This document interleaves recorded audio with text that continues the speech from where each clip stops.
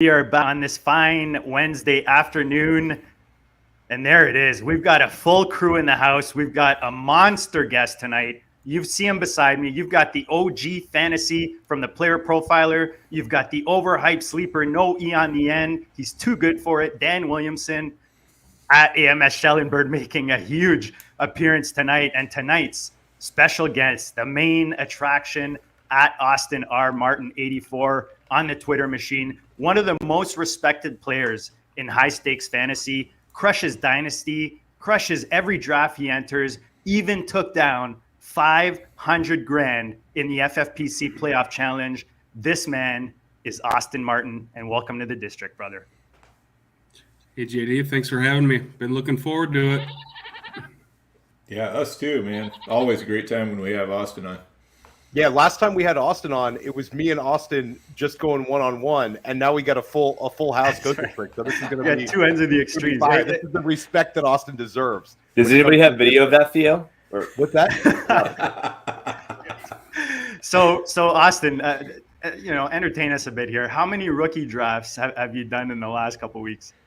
Yeah, been a busy couple of weeks. 44. So tried to tighten up the portfolio a little bit this year. So give us a bit of a taste. I know you want to share like all your secrets, but who's one of your favorite guy that you got in your bags? Maybe a guy you got a really high percentage of in your drafts. Oh, we can share it all. I mean, they're in the books now. Nice. So let's do it. So we had lots of rookie picks this year. We were pretty aggressive acquiring picks last year and had some good fortune in terms of acquiring picks that ended up being early, top of the draft. And we weren't really in the camp of, selling those picks high or selling them late in the season. So, we probably had like 1 3/4 first round picks per team. So we're overweight on quite a few players, and really only underweight on a couple players in the first round. As far as the first 2 rounds or early, even into the early third, I guess, Marvin Mims is the guy. He's the guy that we kind of really planted our flag on in terms of both going up to get him or kind of sitting back and waiting in some cases. Ended up close to 30% on him, which, is pretty heavy for us in terms of, a top 24 pick in rookie drafts. So that was the guy that we were kind of flag planted early on. It felt like all the way through the process, he was checking all the boxes. Early declare, early breakout, extreme efficiency numbers, went to the combine, absolutely crushed it. Sean Payton goes up and gets him with his first pick as a Denver Bronco, and he kind of just gets pushed down because he's perceived to be, kind of in a logjam in Denver. So I think things change fast in the NFL, and with every other box being checked, he was a guy that we kind of flag planted on. They were dead last in points per game, so I think that the whole logjam at wide receiver thing is such a false argument. They need playmakers there, and Mims is great. I have 21% Marvin Mims, Austin. And we moved him up in the Dynasty. You got to do a bicep curl when you say that, Theo. I'm waiting. I'm burying the lead. I have one real one that I really want to brag. That's going to get Austin and Andrew all hyped. So Austin, is that your highest owned now is Marvin Mims? What about for the first round guys? First round guys. So looks like so Mims is going wide receiver 11, Austin, right now in FFPC rookie drafts, which is crazy. Yeah, I mean, I would take him wide receiver 5. I mean, that's firmly where I have him. So, So first round, we ended up with, I'm happy we got 14% Bijan, 16% Zay, ended up around 10, 11% on Gibbs and Kincaid. We'll get to it, but Addison is really the only guy that I didn't get as much as I wanted. Just wasn't in great spots to land him, but we didn't leave empty-handed. I had shared the one trade with you guys a little earlier where we went up and got him when he fell to 106 one time. So I was pretty happy with that. But Charbonnet and Quentin Johnston are really the two that we faded. And, Quentin Johnston one has me a little anxious. I mean, anytime you have a athletic receiver tied to Justin Herbert, it's not necessarily a situation you want to be totally out on. So little anxious there. Did go get him in that Dynasty Depot Masters League, so not totally boxed out, but we have some pretty good exposure throughout the first. And in terms of the back end running backs, we were kind of like 2x the field on Devon Achane, Kendre, and Roshan. So we filled up on all those guys who I think have clear paths to year one opportunity. So pretty happy with the overall outcome there as far as those first couple of rounds goes. Anyone you wish? Sorry, Theo, I saw your mouth. No, I really want to flex this one, but I have one more question for Austin. Austin, and this is the kind of like the Omerta Austin, where you're doing redraft now and you're doing best balls, so you don't want to give away like that rookie that might pop and scheme up during the summer. You got to give us something here. You've got to have a late round guy that you kept banging the drum on. I'll tell you, for me, for like my late round guy, I have 35% Eric Gray, and I have 31% Evan Hull. I took shots on both those guys whenever possible, thinking they are going to win the handcuff job and, all those kind of outs. Is there a guy that you kind of bang the drum on that you saw yourself continually drafting in like the 4th, 5th, 6th, 7th round? Well, Hull I'm looking at the list right now, and he's third on my list. We had 28% Hall. Deneric Prince in the 7th round was a guy that we fired away on. He ended up being our most owned player. But Sean Tucker, Evan Hall, Dwayne McBride, all these guys were available in the 5th, 6th round a lot. Tucker was more of a 3rd, 4th round guy. I tried to let him fall a little bit, but we've got some pretty serious Rashad White bags, so just kind of trying to get a little bit of a cheap hedge in there. Dan, who was your like late round guy? I know you have a lot of Prince, Dan, I believe.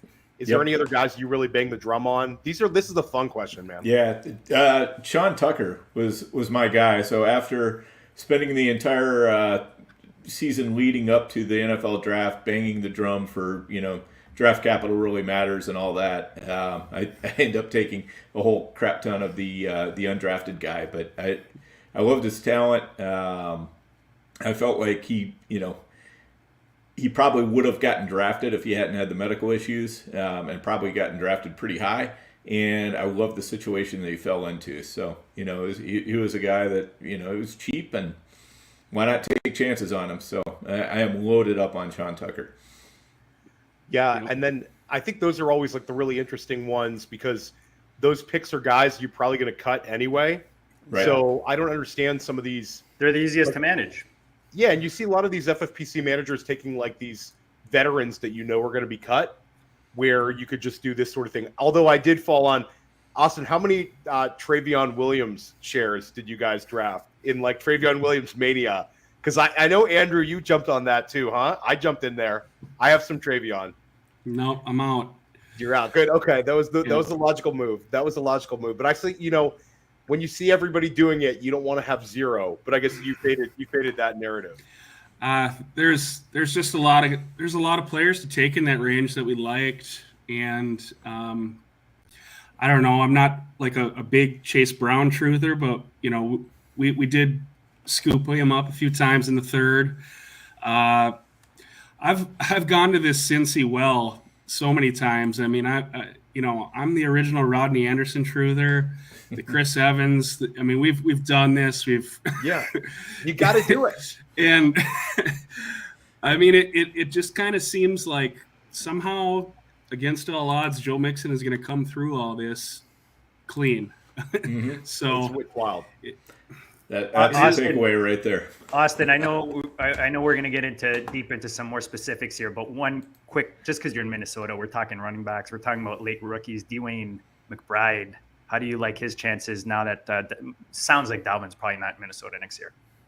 Yeah, I mean, I think he's really interesting. We fired on Ty Chandler a few times too, though. I mean, these guys, I think they're they offer just as much in terms of, you know, a pure runner as Madison does. I don't think Madison is special. I mean, he's a solid fill-in back. I think, you know, when he gets spot start duties, he can deliver.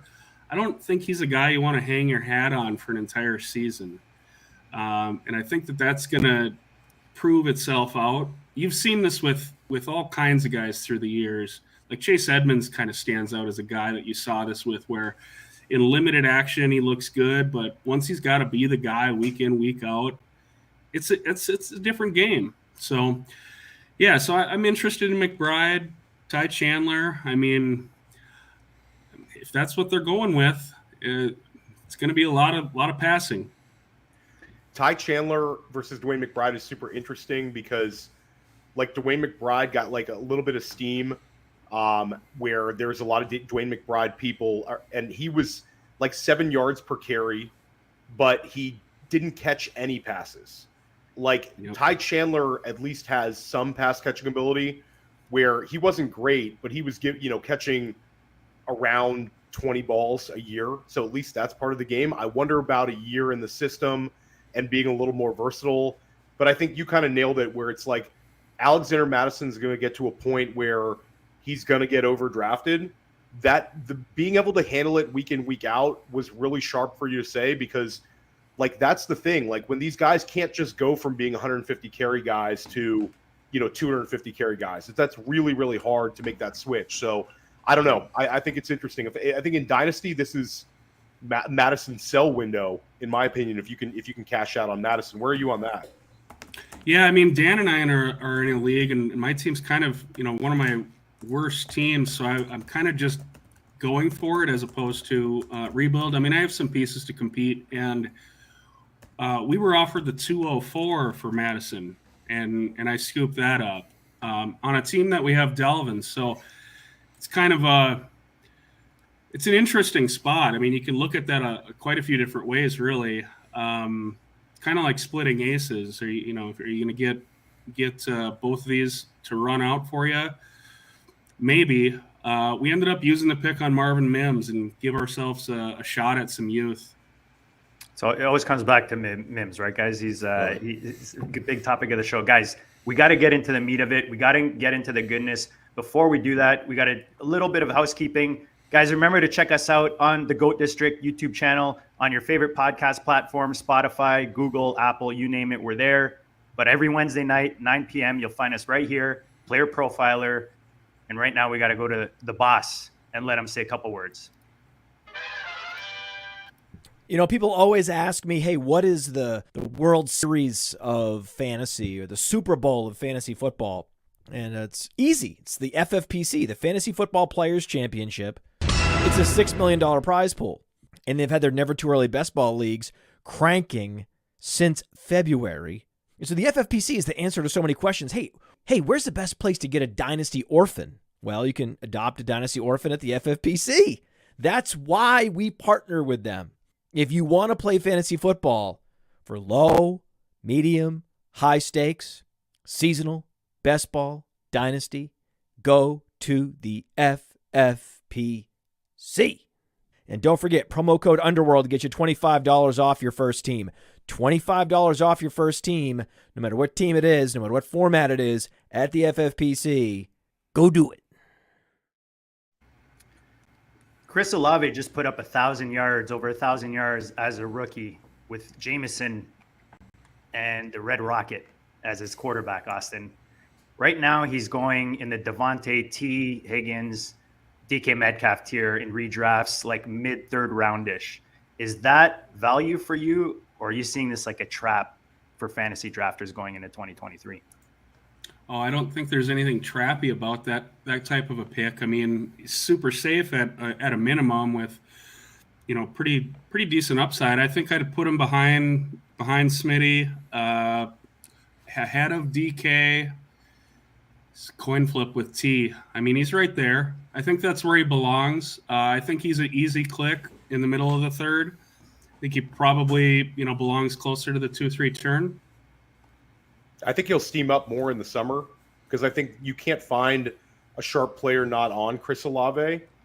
And if you just look at all the air yards to go with the 70+ catches and the 1,000+ yards receiving, plus the top 10 draft capital, plus his target competition, like he screams like breakout kind of guy. But it's weird though. You can't find anybody who's negative on Chris Olave right now. Like, good luck finding somebody who doesn't like him right now. Yeah, maybe is that the piece that should give you pause? I just took him off. I just took him at the 202 in a startup. So like I'm all in.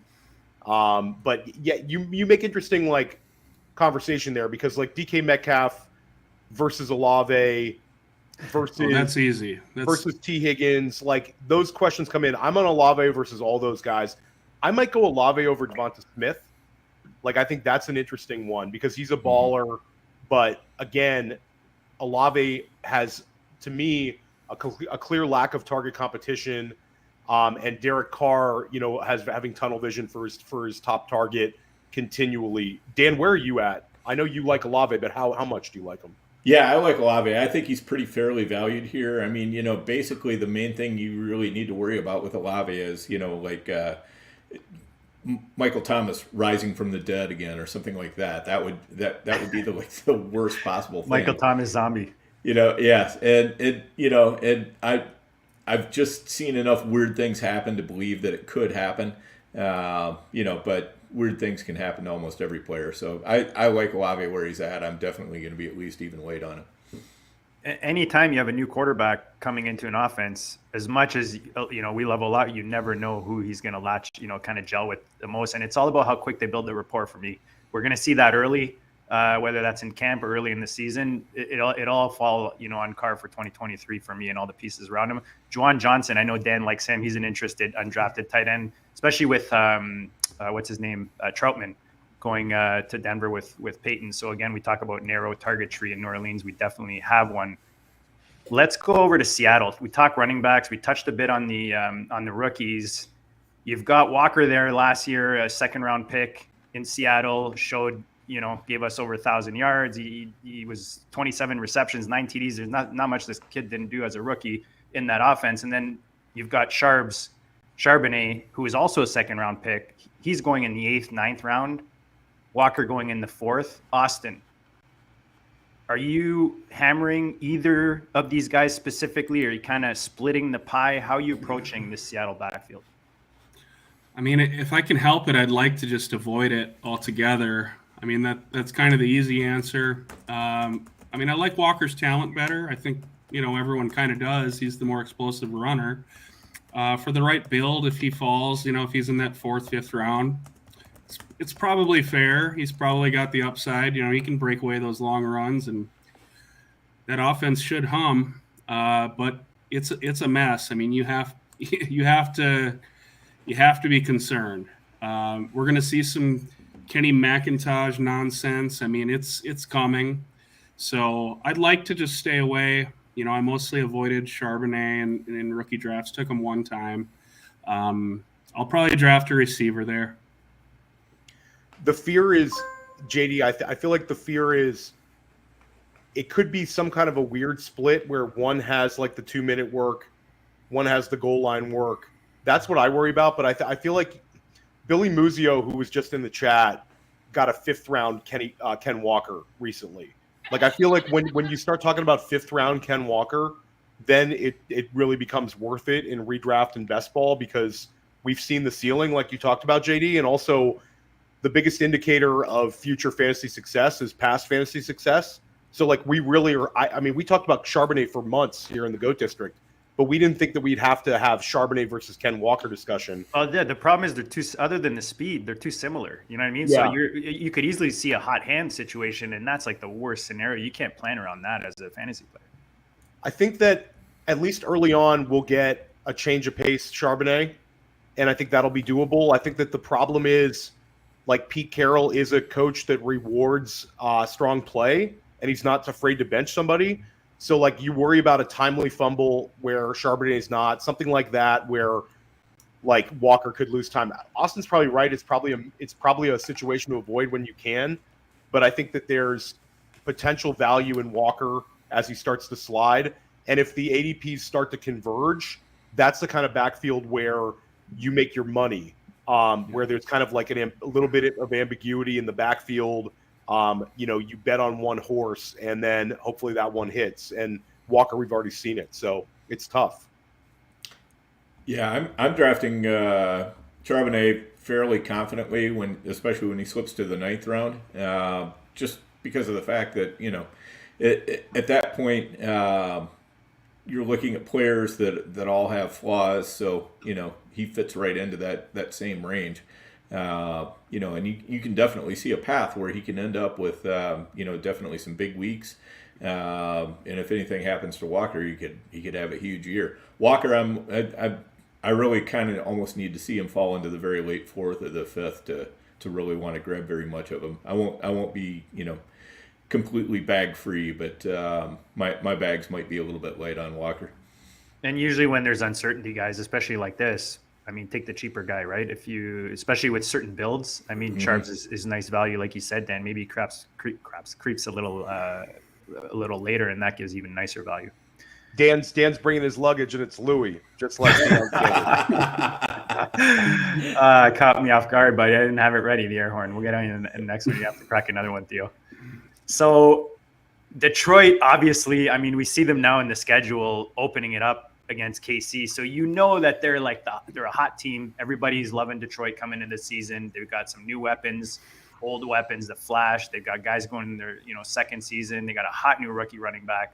Jameson Williams, trouble again, injury or whatever. He's not on the field. He's not going to be on the field for a bit. So that opens up the opportunities there, Austin. Are you taking a guy like first of all, let's backtrack. Where's the value without Jameson? Like, where are you finding the value in this offense? And are you taking guys like ARSB? I don't know why I'm looking at ARSB and it's like screwing me up. Gibbs, Monty, their new running back. Where is the sneaky value? Where's the value? And where do you think the Jameson targets go in this offense? Well, I think it's an offense that everyone's excited about, and rightfully so. I liked Gibbs a little better when he was in the 5th. He's kind of steaming up there a little bit. It's getting a little hot. So you gonna live at that 2-3 turn now, or where does it stop? It doesn't stop until opening night, Austin, where he steams into the first round. Where was he pre-NFL draft? Do you guys remember where he was going, or is that the 5th? Yeah, he was in the 5th. You got him in the hardway best ball. You got him in the hardway best ball in like the 6th round. Yeah, it was the 5th. It was 5 wherever I picked 503, I think. I only did a couple early best balls, and that's where he was living, is in the 5th. I mean, he had to move up, so it makes sense. Where's the value? The value might be Jameson. Where is he going now? 9th, 10th round? Yeah, he's going pretty late. I believe. Yeah, 9th, 10th. Yeah, I mean, St. Brown, I think anywhere starting at the 1-2 turn, like that's where he should go. I don't know if it's a huge value, but I don't think he's being overvalued by any means. So are you going St. Brown or Devontae Adams on the clock? St. Brown. What about with AJB? Give me AJB. Lamb? Damn, that's close though. CD. Okay. Theo, anything to add? No, I think that I'm pretty much with Austin on those OTC choices, but ARSB is like a great value. I think what's underrated is being able to get a really, really fast start, like with your especially in like main events and football guys. Excuse me, the fantasy pros players championships, because if you can get those like torrid pace where Amon-Ra St. Brown is like 30+% target share, and even like with Gibbs, when you start trying to like pick out the secondary targets on that team, Laporte is going to be on the field a lot, but he's a rookie tight end. Like Gibbs, I feel like is going to return a lot of value early, and I think that he's going to be utilized a ton as a receiver. They've already talked about using him in the slot, so I know he's getting steamed up, but I think it's pretty warranted. I kind of got Billy's. I had in my notes Marvin Jones. If this came back to he me, couldn't. Billy He can't couldn't stop let that talking about slide. Marvin I mean, 4.46 speed. This guy's 2 years removed from giving us 4 top 12. Wide receiver 1 production. You never know with Jameson gone. Maybe they depend on Old Yeller to give it. He's that Sunday morning cut after you realize he got a 0.0 on Thursday Night Football. Don't say that to Billy. I just said it to Billy. Yeah. Marvin He's Jones a is Sunday Billy's morning guy. cut. He's a stand. Yeah. He's a Marvin Jones stand, big time. All right. Andrew loves his old players. Yeah, and Andrew loves his old players, and Theo loves his young rookie tight ends. So, guys, let's talk rookie tight ends, okay? I mean, to me, I think this is obvious, but we got to ask it, and we'll go to Austin first, obviously. Tell us who your tight end 1 and who your tight end 2 are, and where you're drafting them right now in redraft as rookies. Sorry. Yeah. I mean, Kincaid is my tight end 1. I took him in the 5K at 105. So I kind of have him in his own little mini tier, and then I think it's really close between Meyer and Laporta. Almost got shut out on those guys. I mean, we ended up with a little bit, but in that range, I was just taking, I was taking the Zay Flowers, I was taking the Devon Achane, the Kendrys, the Roshans. Well, Roshan was after those tight ends, I guess, but and most of my teams were in pretty decent shape at tight ends, so I wasn't forcing them up and kind of prioritize the receivers and running backs, but I'm not totally convinced that I nailed that necessarily. I mean, there's definitely some ambiguity there. Those tight ends are probably safer. In terms of redraft, though, gosh, I've been a little bit out of those streets here for the last month and a half, kind of just tightening up these dynasty rosters and getting ready for the rookie drafts. Where are they going in the single-digit rounds? I was just going to give you that info there. So I'm looking at the Fantasy Pros Championship right now on the FFPC. So Kincaid is in the mid-7th. And then you've got Laporta at the end of the 10th. Myers goes a couple picks, around later. So that's kind of where they are now. So 7, 10, and 11 are the rounds those guys are going right now. Yeah, I mean, I just kind of want to see the continued positive drumbeat with Kincaid. I mean, he could probably pay that off if they use him like they're suggesting they might. They need playmakers. So you believe if you're looking at 2023 redraft, you're good with rookie tight ends to produce for you. I'm saying that 7th round might not be totally out of the question for Kincaid. Okay. It probably wouldn't be the way I'd be trying to build my teams. I'm open-minded to that, though. I'm not prioritizing them. Okay. So Austin, the good news is Kincaid's min is 7.6. His ADP is 8.10 for now. So maybe it's a little more palatable. But I think to that point is you probably wouldn't feel comfortable with him as your only tight end.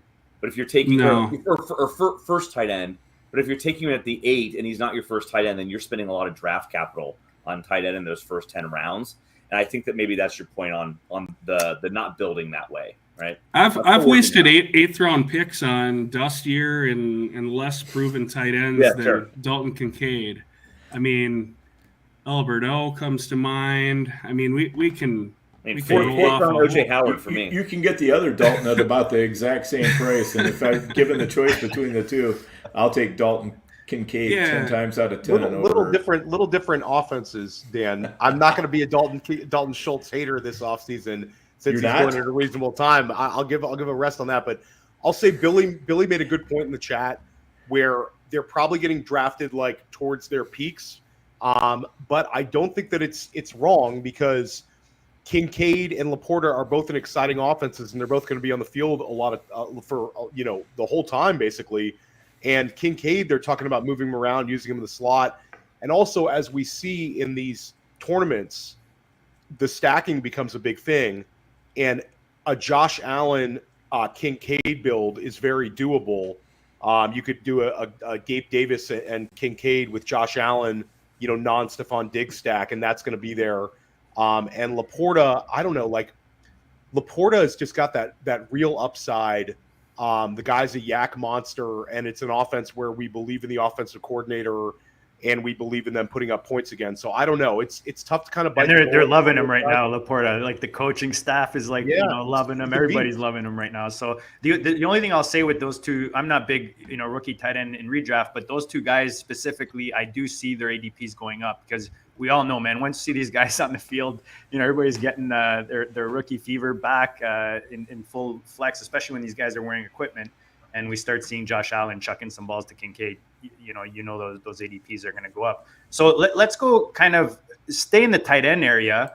But two guys that we liked in this channel last year, I guess, are Chig and Dulcich, right? Out there in Tennessee and in Denver. Are these guys you like? Actually, let me give you the info first, Austin. So if you're looking at, or actually, you know what? Let me ask you, where would you put the two tight ends Chig and Dulcich versus the tight ends we just discussed? If you're looking at a redraft. Oh, like a redraft. Okay. Yeah. So I would put those guys. I would put Chig and Dulcich definitely ahead of Laporta and Meyer. Kincaid, that it's being tethered to Josh Allen is pretty enticing. I think that's just a situation to continue to monitor. They jumped the Cowboys, right, to make that pick. They need a playmaker. I mean, people kind of cherry picking stats about, Buffalo doesn't know how to use a tight end, this and that. This is crazy talk. I mean, I'm pretty interested. So I think Chig is. I'd probably put him kind of right there with Kincaid. It's really close. Where would you have those 5 ranked dynasty-wise, Austin? I would have the 3 rookies ahead of Chig and Dulcich. I think we got a small sample with Chig and Dulcich. You got the draft capital with these rookies. But they're I think it's Kincaid, and then there's probably a small break there. You've got Freiermuth. There's probably someone else I'm not thinking of. Schultz, Komet. I would have Freiermuth between Kincaid and the other 2 rookies. So then Meyer. So let me get this right. So Kincaid, Freiermuth, Meyer, Laporta, Chig, Dulcich. So I think that's just right down the line. That's going to bring you up to tight end 12 in Dynasty. Oh, you know what? I apologize. I just gave you some redraft numbers. I completely apologize for that. Dan, do you have the? Yeah, I'd have Njoku after all those guys. I do not have the Dynasty numbers up. I could pull it up. You know what? I'll pull it up. Let's go to the next one, and then I'll just give the info because I want to make sure that the audience is getting the right ADPs here. So apologize for that. Dalvin Cook. We want to talk. Do it. Dan and JD and I are talking about Dalvin Cook this week, Austin, and we've talked about this on a couple of Player Profiler podcasts as well. There's not a whole lot of landing spots for Dalvin Cook where you could see him improving his situation. Is there any that I'm discounting here? Is there any nuts landing spot? We talk about Miami. We don't even want to put that out there with Achane. But let's talk about some other landing spots. Give me some spots where Cook could not necessarily gain value, but tread water and maybe improve his ADP. You know who could really use a running back like Dalvin Cook? The Minnesota Vikings. Absolutely. Yeah. There's not much. Buffalo is probably the one. Link him up with brother James, and Damian Harris is just kind of a guy, between the tackles, grinder. Delvin gives them more explosive, bigger version of James Cook. I think that would be an interesting one, but it gets really dicey after that. There's just not much really out there. Billy's dropping the sexiness of the Kansas City Chiefs. We would get the Chiefs and Dallas. Yeah, I don't know about that. You're kind of waiting on an injury, right? Waiting for a camp injury, and that maybe opens something up. But there's not much else out there. Yeah, I mean, they could use him a lot of places, but a lot of places probably Cincy, won't want to right? afford him. Like if the Mixon situation unwinds again, that would be a good one. But yeah, not much without injuries. It's tough too because you got to think he's got to want to go somewhere where they're contenders, but at the same time, at this point, he's probably just like whatever, just give me a job at this point when you're already getting into June almost. I mean, I'm just not so convinced that he doesn't take less. In mini, you mean? Yeah, I mean, I'm not sold he's out the door. It seems like that's the consensus, though. Everyone seems pretty convinced of that, but I think he's going to want an opportunity where he can play, contribute. So what's the number? How much does he have to come down? One could argue that the whole social media business with the Vikings scrubbing him out of their media guide or whatever is really just the Vikings kind of playing hardball with him and saying, hey, we're not afraid to get rid of you here. Yeah. So if you want to come to the table and let's agree on a number, let's do it. But otherwise, you're going to be out the door. So that's how these things are negotiated these days. Mm-hmm. Contracts negotiated on social media. They even took them off of their Twitter profile, guys. The Vikings, they're flexing Madison as their running back right now. So just to go back before we keep going with the running back position. So looking at Dynasty on the FFPC, you have Kincaid, which is interesting. He's still like in a super flex right now in tight end premium, which most people play. He's going like round 7. So similar to what we were talking about redraft. And you nailed it. You pretty much nailed all of them, man. You hit Freiermuth, Myers. You talked about Njoku. Waller's in there. I don't know if you mentioned him. And then you've got Laporta in the 12th. And then what was the other guy we were talking about? That was it. Myers, right? I think you said, yeah. Oh yeah, it was.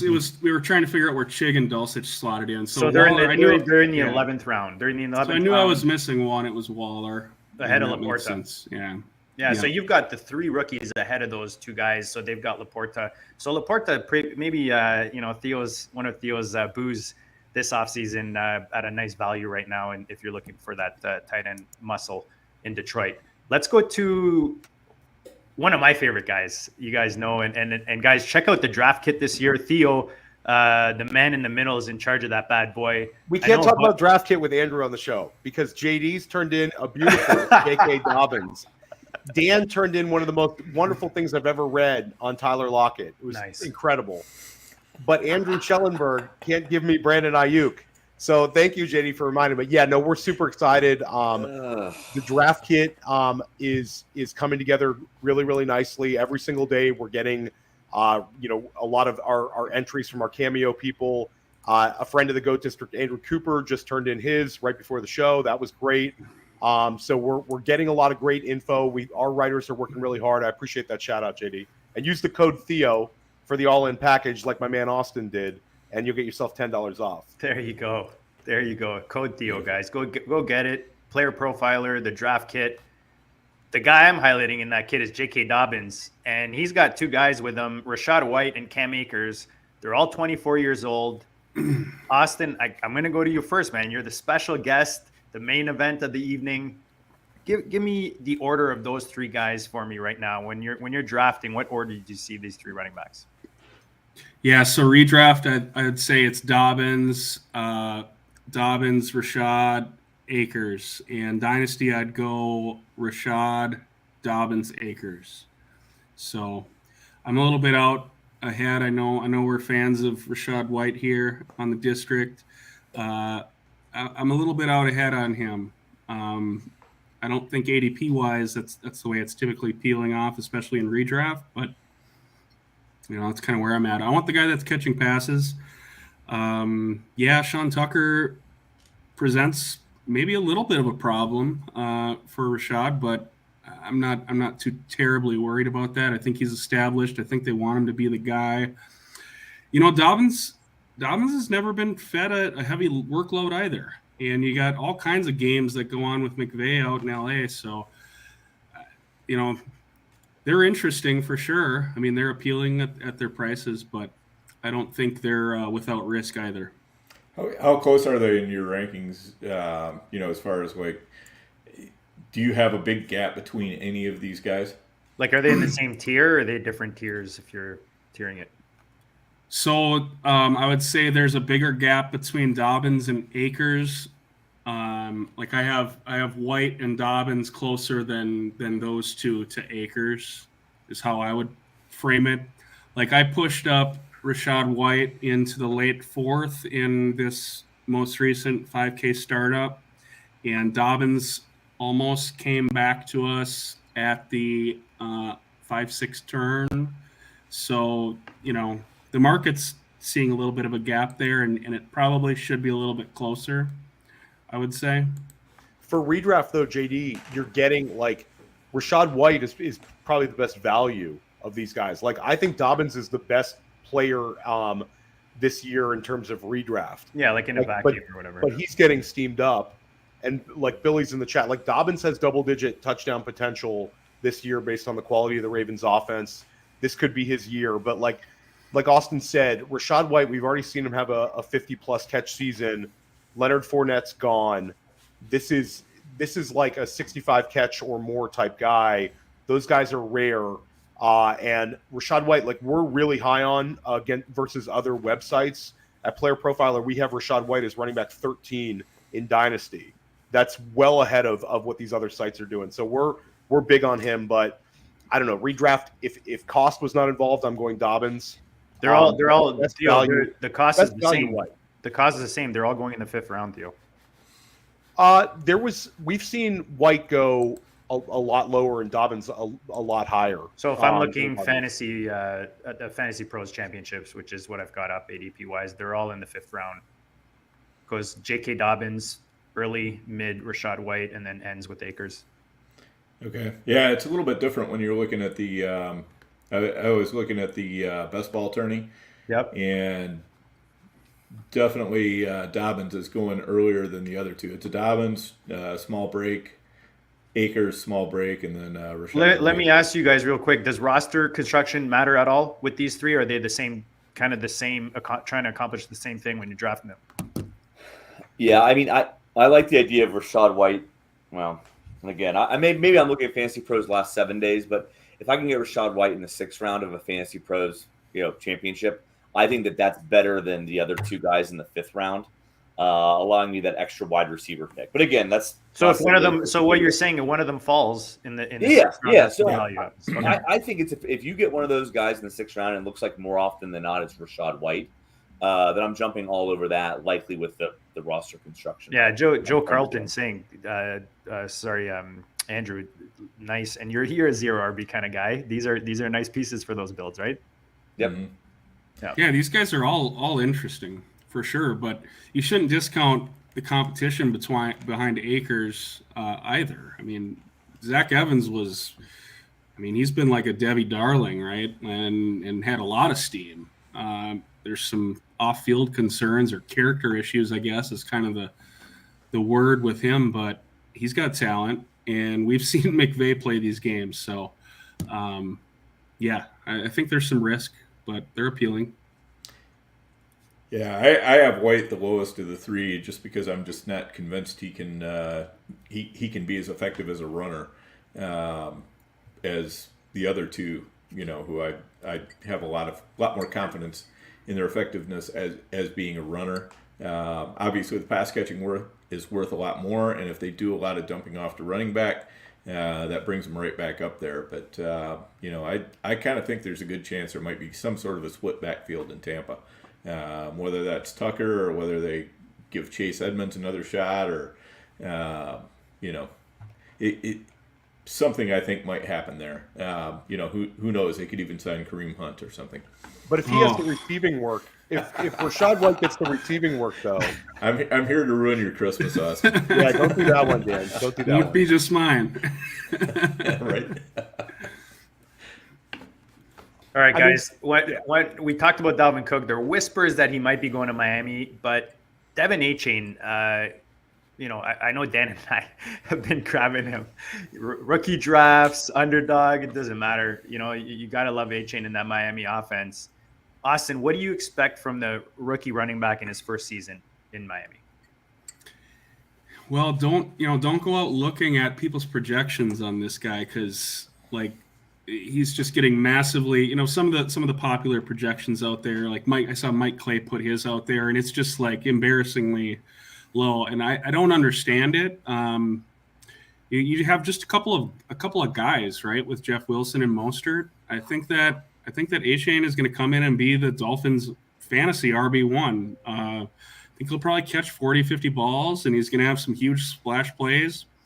I think McDaniels is going to drop some, scheme him up, and he's going to be pretty interesting. He might be tough to, pick out week to week, when he's going to have those blow-up games, because, he's going to be a big splash, big play guy. But I don't think they drafted a kick returner in the third round. Yeah, and like Jeff Wilson and Raheem Mostert are not guys that play, a full season. That hasn't been their MO for either one of those guys. So like you and Dan are extremely sharp to be drafting Achane. Like I drafted a lot of Achane in rookie drafts, and I know Billy Muzio is also very high on him. For in terms of redraft, like Achane has a path to be an RB2 this year. The problem with Achane is how much can he hold up throughout his NFL career versus like a Kendre Miller. It's more of like a dynasty question. But for this particular year, he's got RB2, potential. You look at all like the big spike weeks that Mostert and Wilson had in that offense. That's a coach that knows how to use speed, does a lot of one-cut stuff, and Achane can catch the ball. He did it in the SEC. He ran the ball well in the SEC. So, like, he can run inside too. Yeah, he was very effective inside. Yeah. Very effective inside. He's already up to 192. Come on, he's gonna be 200 by the time the season kicks off. Right. Theo, I need you to cover your ears for a second, okay? Don't do it, Dan. Don't do it. I'm gonna say it. Don't be surprised. I'm not saying it's gonna happen, but don't be surprised if Devon Achane ends up outproducing Jahmyr Gibbs. I got to check my percentages before I stand up to that sort of comment, Dan. I'm at like 30% Gibbs right now, so I'm. All right, I sold my soul for Gibbs, so don't do that, Dan. Spicy. Guys, we're 50 minutes in almost, and we pretty much did half of our sheet here. So I'm going to do this one a bit more rapid fire. So I'm going to go to Austin. We'll go around. We'll do kind of a quick rapid fire. Give me the pick and maybe a couple words. Give me the reason. Michael Pittman and Terry McLaurin, Austin, they're going back to back right now in FFPC drafts in that range, anyways, similar range. Both averaged 13.5 last season, and they're both going into new offenses in 2023. Which one do you prefer? Give me McLaurin. Slightly, just always been a bigger believer in the talent, and give me the receiver playing in the NFC East over the AFC South. I think they're going to be in some shootouts. They're going to have to score points if they want to stay in games, and probably going to be playing from behind. So I'll take McLaurin there, and then in terms of the rest of that offense, I think it's Antonio Gibson time. So let's go. Nice. I love that call. I love Gibson this year, man. He's a sweet, especially those late zero RB kind of builds. He's definitely a nice piece to add. Theo, Dan, Andrew, anything to add on McLaurin and Pittman? Slight lean to McLaurin because of the Anthony Richardson factor, a scrambling quarterback, more of a running offense. Even if he has similar target share, you could see Pittman struggling to put up what he did the last 2 years. Yeah, I'm right there with you. I think it's got to be McLaurin just by a hair. If we see that, Richardson is absolutely tearing it up in the preseason or something, I'll revisit it. But, I'm going to want some of both. McLaurin, but I didn't like Theo being mean to Anthony Richardson. I love it. I love Anthony. I didn't Richardson, like it. I don't know why you had to stay a con. It's fine. We move on. I love Anthony. Hot shot at him. I don't like it. Yeah, as much as I love my Colts, the rookie quarterback in there, I like the Bieniemy factor in Washington for sure. You never know how he's going to play with those pieces, and F1 is definitely a nice one for him to move around. Pickens and Burks, Treylon Burks and George Pickens are two post-hype year 2 receivers that didn't necessarily hit. Do you prefer one over the other, Austin? What are your thoughts on these receivers? I like both. I'm interested in both. I'm wanting to roster both. I did unload 5K of Pickens in a big deal last week where we were able to kind of make a big upgrade. But like generally, I'm not looking to unload him. You know, there's a lot of haters and doubters out there, and you know, about all the separation stuff and all that. But I don't know. I like what the Steelers did in the draft. I think they're going to give Pickett a little bit more time to operate back there this year, and that should help. So I'm pretty interested. And then, you know, as far as Burks goes, I mean, it's just a volume thing there. Even if they aren't going to throw all that much, just the competition for targets, it's really, you know, it's him and Chig, right? So I'm pretty interested in both guys. Theo, which one you want? It's Burks. He's going to get an incredible target share. Big breakout year for Burks. Narrow target tree, definitely in Tennessee. It is Dan pretty Andrew. narrow. Yeah, it's looking to be really narrow right now, unless they add somebody. I mean, you know, at this point, you got to be almost thinking about Kyle Phillips. You know, when you got Westbrook Akine and Kyle Phillips, and you know, there's just not much below those top two of Burks and Chig. So yeah, I'm much bigger on Burks than Pickens right now at cost, but I'm definitely making sure I have some Pickens too. I'm certainly not out on him. You know, like dynasty teams where I have Pickens, I'm definitely loving it. I'm more than happy to hang on to him. I just need Pickens to move. still rhymes with Higgins, but it's Burks, and he's a great 7th round pick before you pivot back to running backs in that 8, 9, 10, 11, 12 range after going 0 RB. I just made a trade, actually sent Christian Kirk and Pittman and a 24-second for Ramondre Stevenson and George Pickens. As much as Pickens might be a sell, give me Ramondre season all day, baby. Guys, Bijan Robinson. Theo loves Bijan Robinson. Fantasyland loves Bijan Robinson. Nobody doesn't love Bijan Robinson. Austin, what are you doing with him in redraft right now? He's going RB2. If that stays kind of the norm rest of the summer, is that where you're at? What are you doing with it? You drafting him, passing? I'll probably just take a wide receiver. I You mean, just made Andrew's night. yeah, I mean, you know, like I'm not, you know, if we're talking about like a Tyreek level player and Bijan, I mean, that's pretty easy for me. Slips a little bit further back, like closer to the 1-2 turn.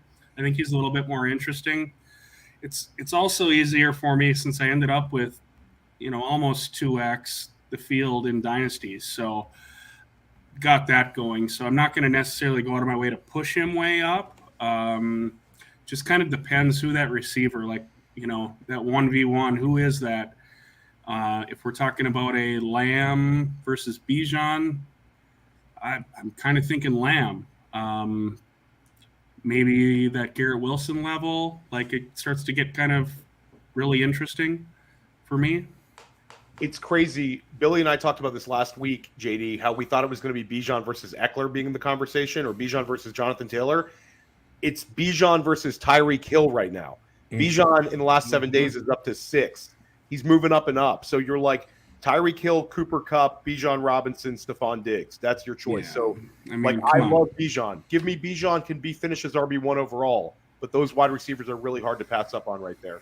Yeah. Dan Williamson, want to pour a little bit of cold water on the Bijan love, or you're Yeah, back after the first round, I'm definitely more interested. Once you start hitting those middle and front half picks, it's going to be really tough to talk me into Bijan. There are just too many good receivers, and you know,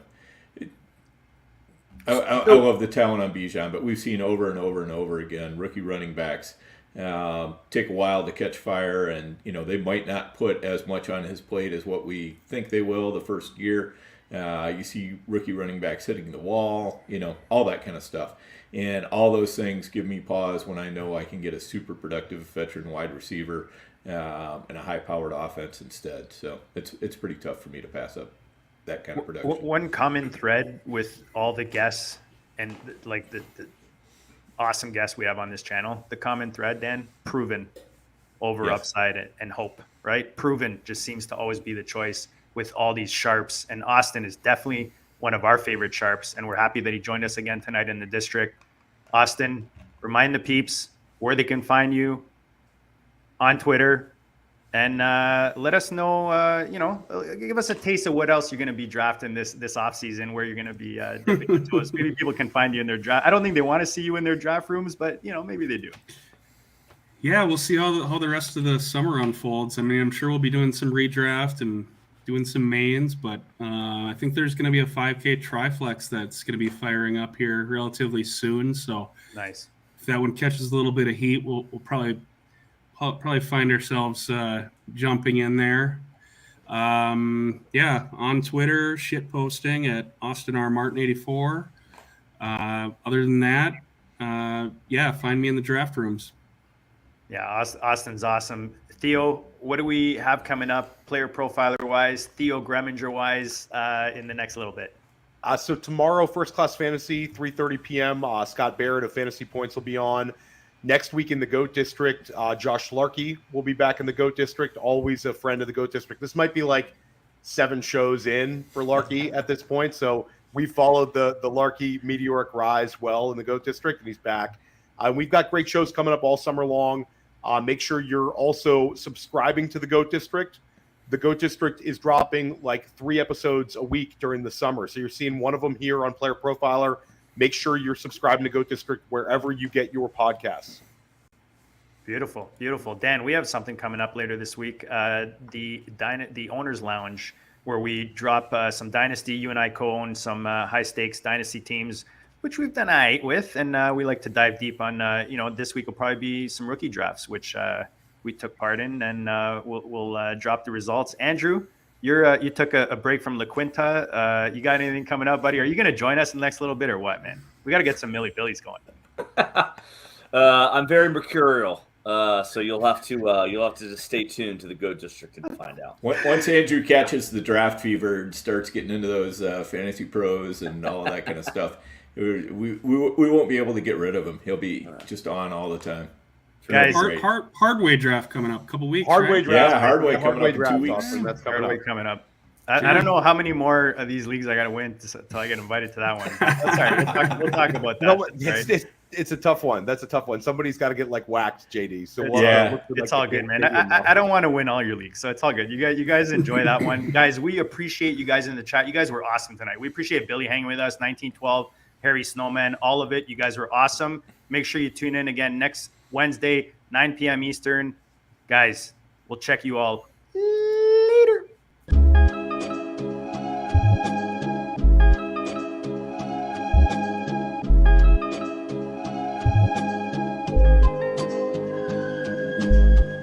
GOAT District, you know the Pope listens. Dynasty, our religion, for the blokes missing. On all of these trades, on all of these plays, on all of these grades. By the end of the day, y'all getting played. So, what you gonna do next? Try to fill up that flex? Send the homie a text? That trash offer's the best? You try to make it complex, then they text you back. Now all of a sudden, they don't make any sense. Broaden your horizons, boy. Dynasty's not for the Simons, boy. These trades not for consignment, boy. Respect your opponent, y'all some piranhas, boy. This my advice, from me to you. Open up your cute little podcast queue. Search up GOAT District, my dude. Pop it in your ear, man, y'all know what to do. It's the... And I always be traded. And I always be traded. And I always be trading. Y'all try to betray them, but first you gotta bait them.